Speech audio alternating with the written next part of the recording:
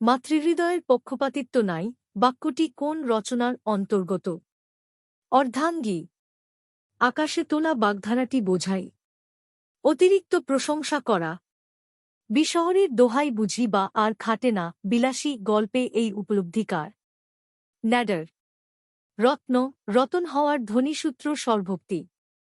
কোন জাতীয় শব্দের বানানে মূর্ধন্য ব্যবহৃত হয়? তৎসম।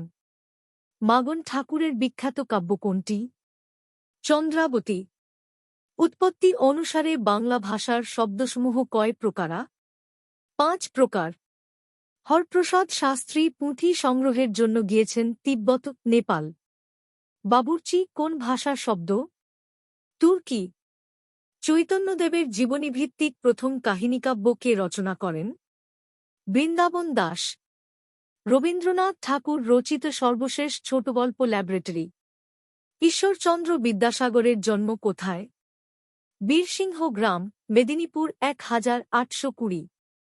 রবীন্দ্রনাথ তার কতটি নাটকে অভিনয় করেছিলেন? 13টি। সুনন্দু কার ছদ্মনাম ছিল? নারায়ণ গঙ্গোপাধ্যায়। অভয়া চরিত্রটি শরৎচন্দ্র চট্টোপাধ্যায়ের কোন উপন্যাসে রয়েছে? শ্রীকান্ত। নবাব ফয়জুন্নেসা চৌধুরানী রচিত বইটির নাম রূপচালাল। কামান কোন দেশি শব্দ? ফরাসি। 32 সিংহাসন কার রচনা? মৃত্যুঞ্জয় বিদ্যলঙ্কার।